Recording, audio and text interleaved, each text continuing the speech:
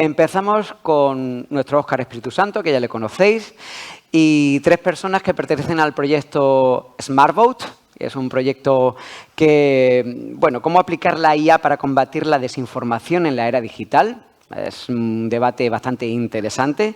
Y con invitados de lujo como Raúl Magallón, Ana Pinto Martiño y Miguel Paisana, que van a debatir con Óscar Espíritu Santo, que también es integrante de SmartVote, sobre cómo podemos descombatir esa desinformación. Muchas gracias a todos.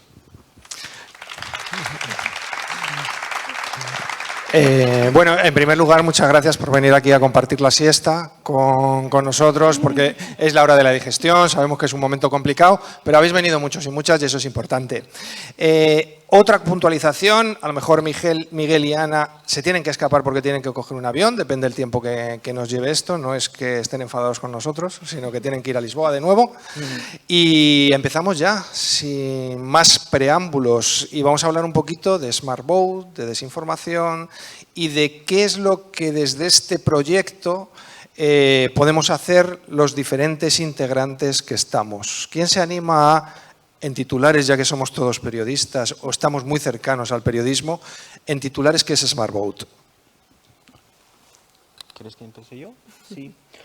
Por tanto, SmartVote es un proyecto que habla de, creo que, 3 objetos principales. Por tanto, la inteligencia artificial, la desinformación y también los jóvenes. Por tanto, esas son las 3 áncoras fundamentales del proyecto. Por tanto, queremos combinar todos esos 3 objetos de una forma estratégica para precisamente poder comprender cuáles son las dificultades de los jóvenes sobre las cuestiones políticas, la movilización electoral, etc.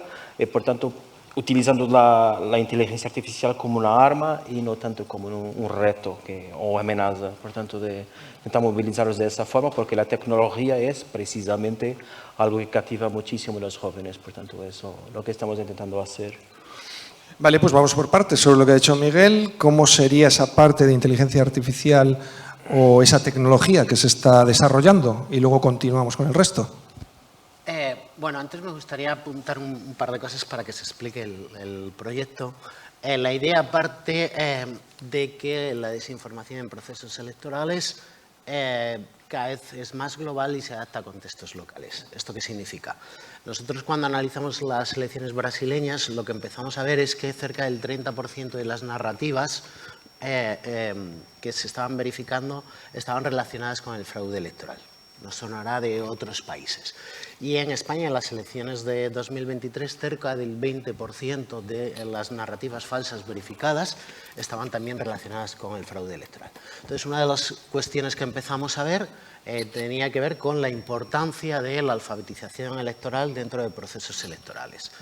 La segunda de las cuestiones tiene que ver con la importancia de los análisis colaborativos. Nosotros habíamos trabajado previamente con los colegas portugueses en un observatorio ibérico de la desinformación y, a pesar de que somos vecinos, los contextos sociales, políticos y económicos e incluso, y luego hablaremos de ello, de la confianza en los medios son completamente diferentes. Mientras que Portugal es un país donde la ciudadanía confía mucho en los medios de comunicación, España es de los países donde menos se confía. Entonces, había una serie de elementos, más allá de que España sea un país más descentralizado y Portugal un país más centralizado, que nos hacían entender que era interesante encontrar esta colaboración.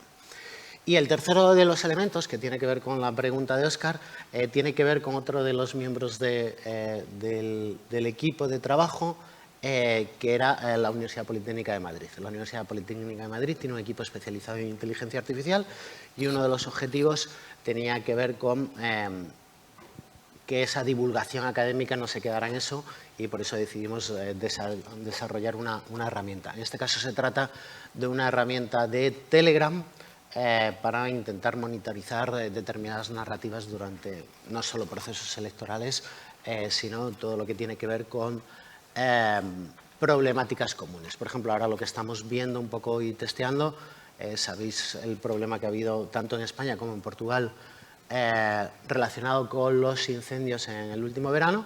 Estamos viendo un poco qué tipos de narrativas podían ser comunes y también si había algún tipo de estrategia y cómo estaban funcionando ese tipo de cuestiones.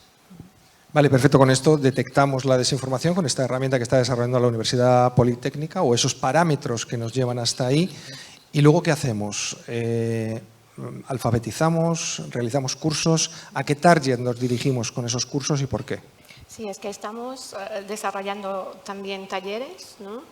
Que son para varios públicos. Vengan los jóvenes, pero también un muy específico que son los jóvenes periodistas, porque tienen las dos partes, ¿no? Que nos interesa muchísimo tener los jóvenes, pero también los que están estudiando periodismo o están empezando en el periodismo, porque el periodismo es muy importante para hacer esto de los chequeos y todo más. Entonces, también estamos trabajando específicamente para ellos, porque si vamos a ellos, son una herramienta muy buena para llegar a una más gente. Por eso esa es también una de las líneas que estamos tomando. Vale, la desinformación fluye por toda la sociedad. Sí podemos con periodistas y estudiantes de periodismo hacer una pequeña parte de búnker para que al final los datos sí sirvan. ¿Por qué los datos no valen? ¿Quién desinforma más? ¿Desinforman las personas de manera individual o son las organizaciones las que están desinformando actualmente, sobre todo en lo que estamos hablando, en procesos electorales? Bueno, la verdad es que es un sistema muy complejo porque todo ocurre en la red y por tanto las experiencias mediáticas son diferentes de usuario para usuario, ¿no? Cuando empezamos el proyecto hemos hecho un pequeño marco general precisamente para comprender lo que tienen en común Portugal y España, pero también lo que tienen de diferente. Algo que hemos notado es que hemos limitado el análisis a los jóvenes, de los 18, 25, 24, 25 años, pero algo que hemos notado es que hay una diferencia muy grande entre hombres y mujeres en esa clase etaria.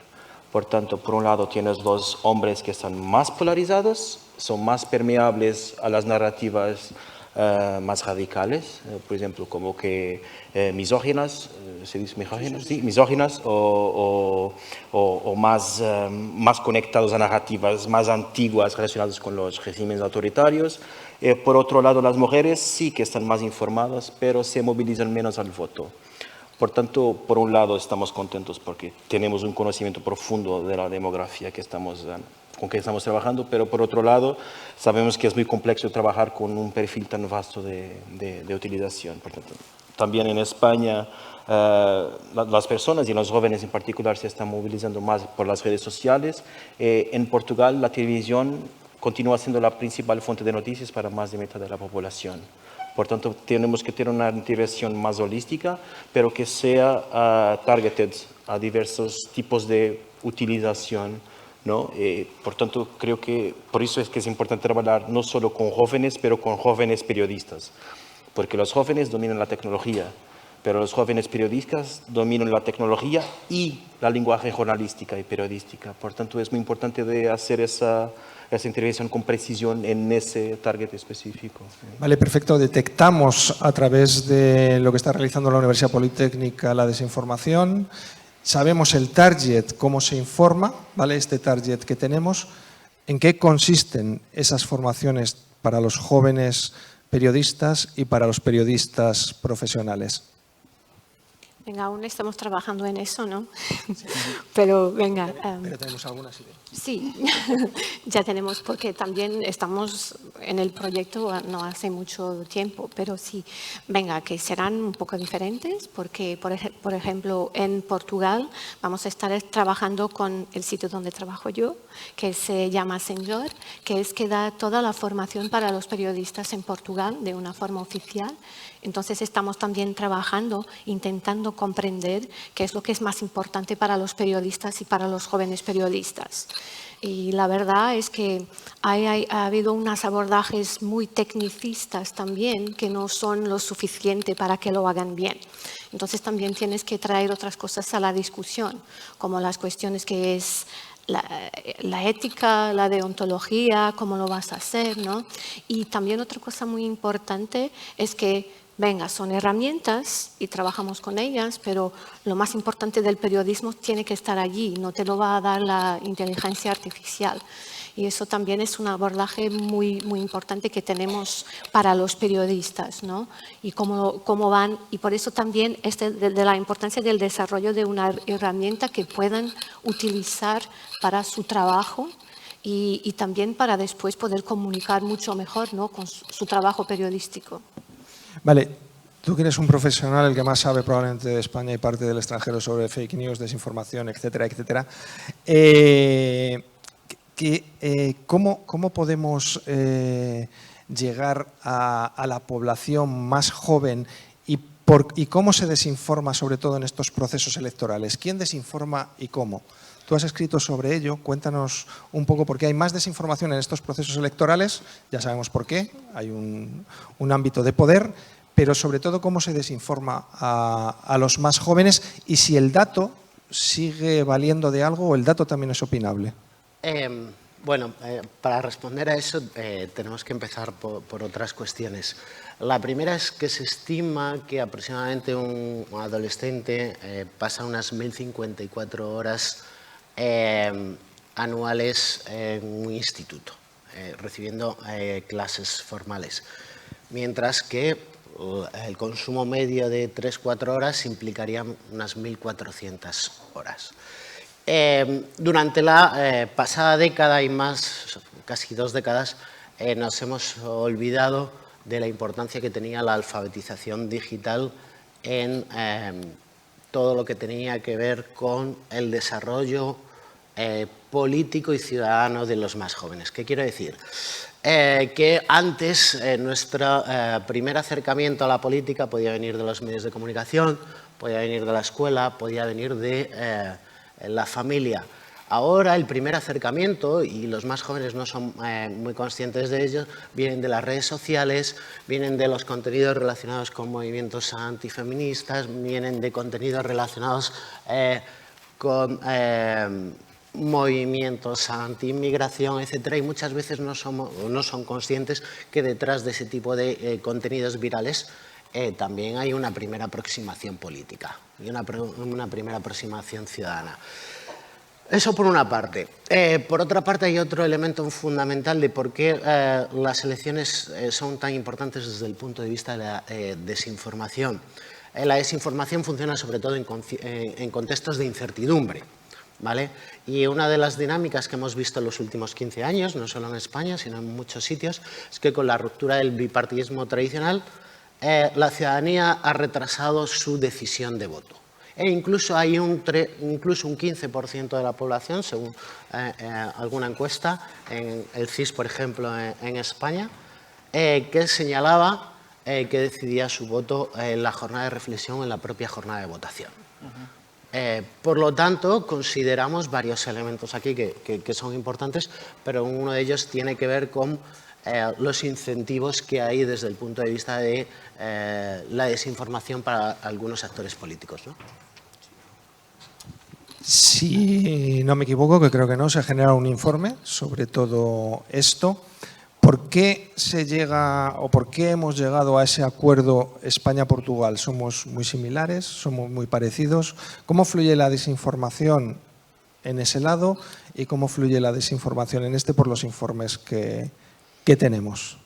Sí, bien, pues... ¿Quién genera todo este tipo de desinformación y por qué? Bueno, respondiendo a la primera parte de la pregunta, la verdad es que los dos países tienen son muy parecidos en lo que dice respecto a la origen de la democracia.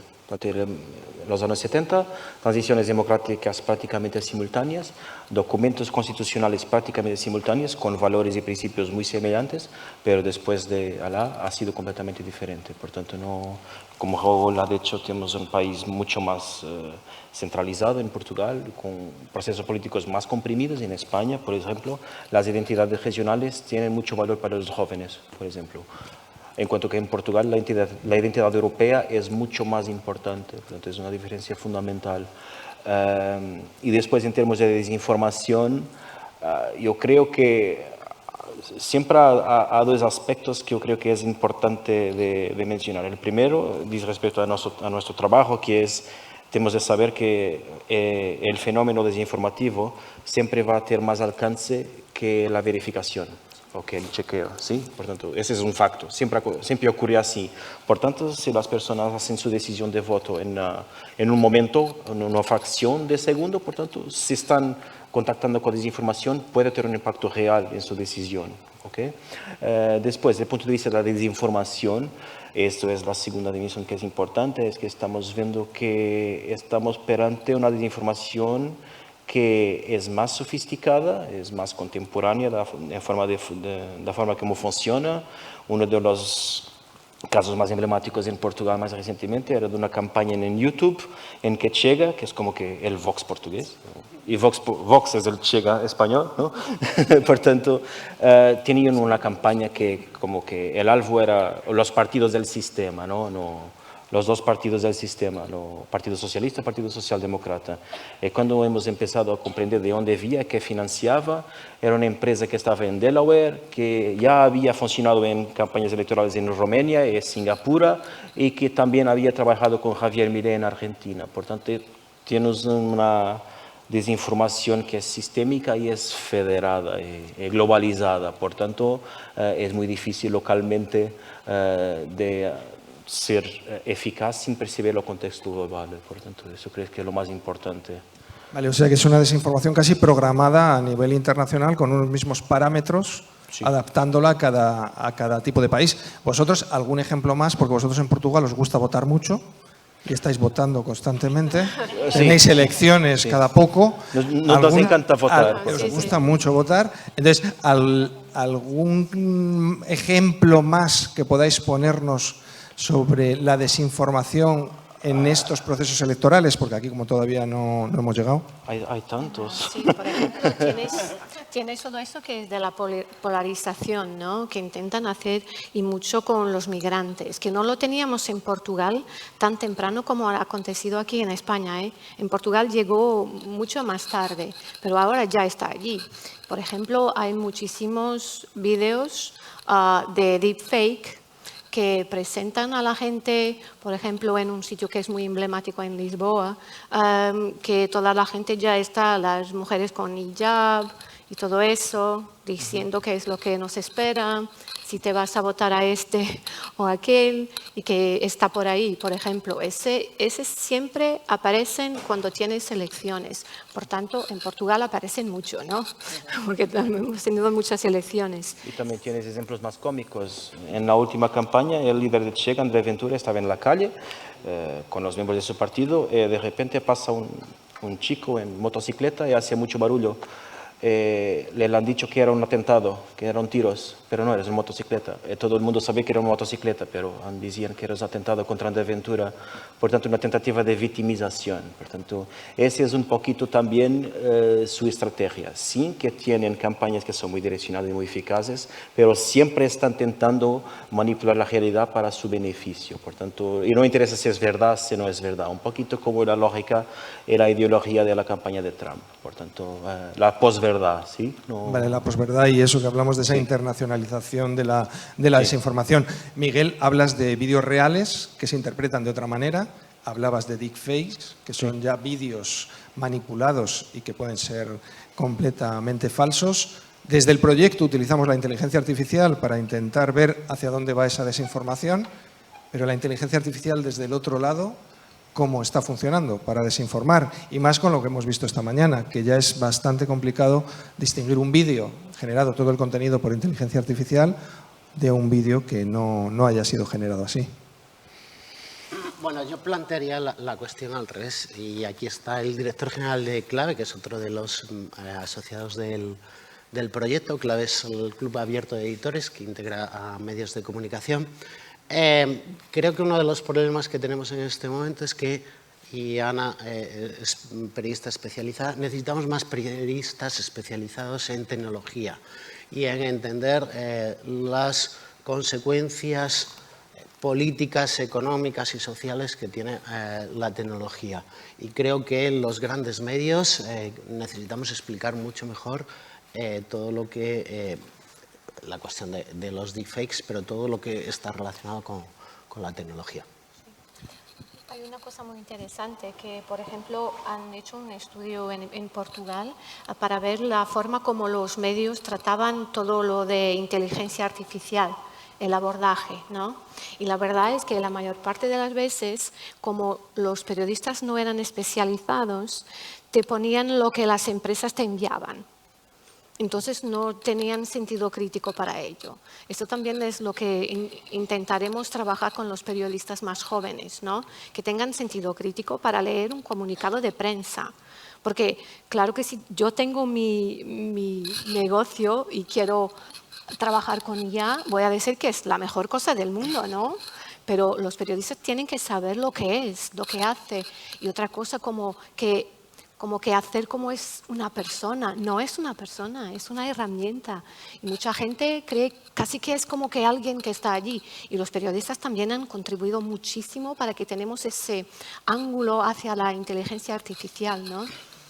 ¿Cuál es la utilización de este tipo de herramientas en los medios en Portugal? Herramientas de inteligencia artificial, si conocéis más o menos. En este momento creo que tienes un mapa muy diversificado de estrategias. Yo creo que lo más complicado, como lo decía Ana, es que los periodistas tienen que aprender a hablar de inteligencia artificial en cuanto están aprendiendo a utilizarla en su profesión.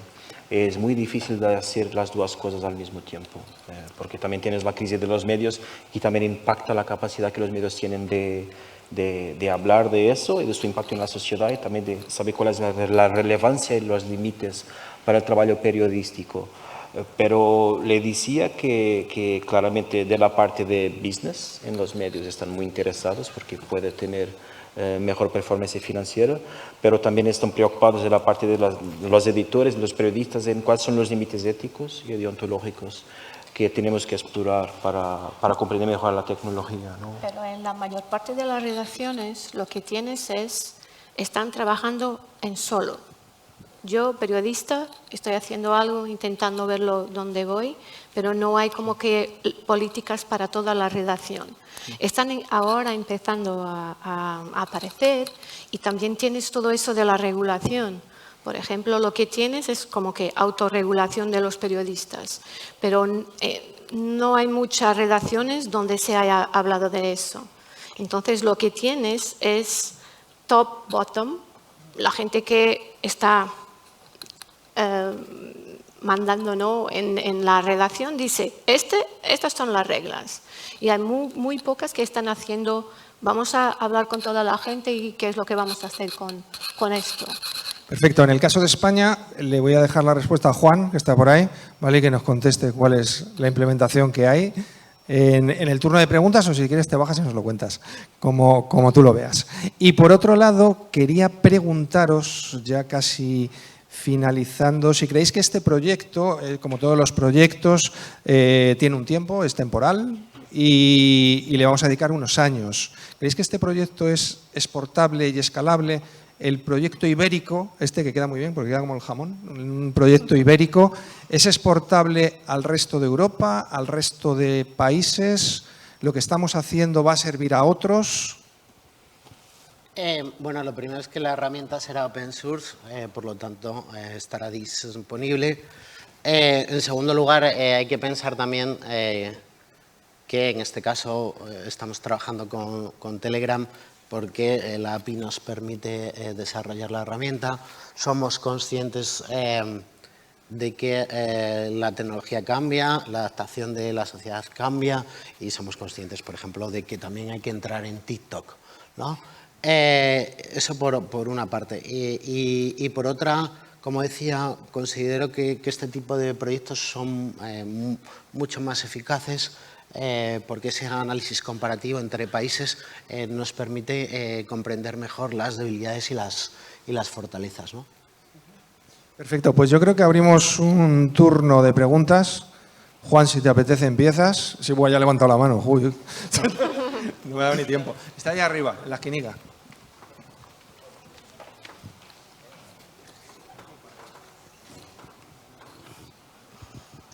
Gracias. Por alusiones, simplemente por alusiones. Era una pregunta, porque la primera... Bueno, la pregunta era que hago como una des- pregunta o una respuesta. Primero Puedes la hacer una respuesta y luego haces una pregunta. Bueno, la respuesta. Yo soy optimista respecto a cómo los medios de comunicación están combatiendo la desinformación y cómo están implementando herramientas que, como habéis subrayado, pueden intensificar los efectos de la desinformación, como es la inteligencia artificial. Es una cuestión sociológica. O sea, si, en primer lugar, diría que si los medios de comunicación no se adaptaran rápidamente a los cambios tecnológicos, pues seguiríamos utilizando la imprenta de tipos móviles y de eso ha llovido mucho. Entonces, esto es un proceso permanente y los medios de comunicación siguen existiendo a pesar de todos los pesares, porque son instrumentos que articulan el diálogo en la sociedad. Es verdad que esto es muy discutible y no me quiero alargar. Los medios de comunicación en España, ya han mencionado, Miguel ha mencionado cómo se está implementando. En los medios de comunicación la inteligencia artificial en España se está haciendo, diría que intensamente, en toda la cadena de valor de producción y distribución de los contenidos. Para producir contenidos, para distribuirlos, identificar. Diría que se producen contenidos, pero además se hace mucha analítica de datos, que es una parte de la inteligencia artificial muy importante. Y ya. O sea que después, si queréis, alargamos más la conversación sobre esto. Y los medios creo que están en una posición de firme combate frente a tentativas de soberanismo, de supremacismo tecnológico que pretende desarrollar herramientas de inteligencia artificial y otras llevándose por delante derechos fundamentales ciudadanos de mucho tipo. No me alargo tampoco en eso, que está el moderador ahí diciéndome que me calle. Vale, y pero ahora esto ya... es una cuestión importante dentro de Empodera, porque hablamos de soberanía digital y esto, no podemos caer en el supremacismo tecnológico, el desarrollo tecnológico uberales, ¿no? ¿Pregunta tienes? Y la ¿alguna? pregunta es, hablamos mucho de alfabetización mediática, y igual que los medios de comunicación juegan un papel muy importante para articular el diálogo social, también las universidades jugarían un papel muy importante. Y ahí quizá Raúl o cualquiera de las otras ponentes pueden decir algo. A mí me llama mucho la atención que, por ejemplo, la Facultad de Comunicación o de Periodismo de la Complutense fue la primera facultad que vallaron, han hecho una valla, no se puede acceder ya a la facultad si no eres alumno o profesor. Esto me llama mucho la atención siendo una facultad de periodismo. En cambio, tenemos la Carlos III, que está abierta y sin vallas, y que Raúl nos puede contar qué están haciendo en los planes de estudio para adaptarla a los nuevos tiempos. Venga, pues de manera en titulares, Gracias. ya que estamos Vale. en periodismo. Bueno, una idea que creo que es importante. Nosotros este año hemos cambiado el plan de estudios y en primero hemos decidido apostar por una asignatura que no existe como obligatoria en ninguna facultad prácticamente de España, seguro, y están en pocas del mundo, que es una cosa como periodismo e inteligencia artificial, ¿no? Voy a contar una pequeña anécdota que explica también un poco la mirada que queremos tener con esa asignatura y con la alfabetización de las universidades. Yo hice una primera pregunta a los 80 o 90 estudiantes en las primeras clases y era si le podían preguntar a estudiantes de la asignatura Periodismo e Inteligencia Artificial, si podían preguntarle a ChatGPT que en qué facultades de periodismo de España se impartía periodismo e inteligencia artificial. Y me interesa por dos cuestiones. La primera, porque obtuvieron distintas respuestas, que explica una cuestión que es importante, la cuestión del consenso en relación a la veracidad. Y la segunda, porque en algunas de esas respuestas les decían que no había ninguna, en la Universidad Carlos III no se estaba impartiendo ninguna asignatura que fuera periodismo e inteligencia artificial, que era la que ellos estaban cursando. ¿Por qué digo esto? Bueno, porque yo sí reivindico en el contexto actual esa figura del periodista en esas dos vertientes, en la vertiente de la verificación en un mundo cada vez donde la inteligencia artificial, los deepfakes, la desinformación tiene más importancia, y por otra parte en el papel humano de la presencia, del testigo de los hechos, de la capacidad también para transmitir ese tipo de cuestiones, ¿no? Perfecto, pues sin más terminamos con esto. Más asignaturas de inteligencia artificial dentro de las universidades, más proyectos como Smart Vote para luchar contra la desinformación y, por supuesto, más periodismo.